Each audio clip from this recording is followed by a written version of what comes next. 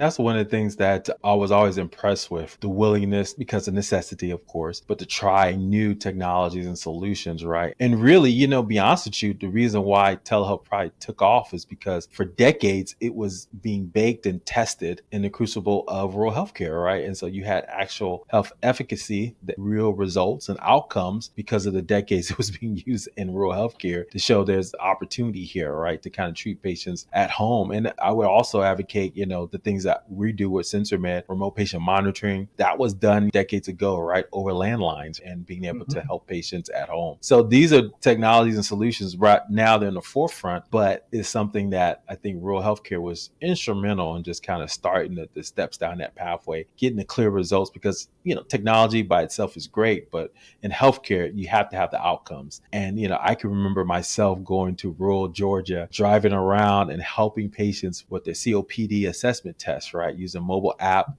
and just making sure that they could breathe properly and making sure they have pulse oximeters to ensure that they were taken care of after they were discharged from the hospital. And that was almost 10 years ago now, right? And just making sure patients were taken care of. And that was the basis for the reimbursements that kind of sprung up from remote patient monitoring. I will say this though, to your point, I think the economics has to make sense. And for a long time, they had programs that reimburse the doctors in rural healthcare for chronic care management. And thank God recently, we talked about this, but they're starting to reimburse rural health centers for remote patient monitoring. Previously, if you remember, it was part of a bundle. I think we tried this at Hugo. We were going to do remote patient monitoring, right? And then we found out it was bundled in with chronic care management. So they didn't get their full reimbursement for all the services we were doing. So recently, and I think we talked about this, 8 years ago, finally, I think it was last year or this year, they finally were able to unbundle that. And now rural healthcare centers can now build multiple kind of remote programs, remote patient monitoring, chronic care management, some behavioral health. The fix isn't more automation. It's keeping patients engaged with a human in the loop. That's exactly what we built for. As a matter of fact, that human to human connection is so important to us here at SynsorMed that we created a new AI tool called Simon. It's about getting patients engaged in their own care while keeping the human in the loop. A reward-based system that gets them taking their meds, checking their blood pressure, and staying active, all in a point system with leaderboards to keep them excited about their healthcare journey. It really keeps the patient and the human in the middle,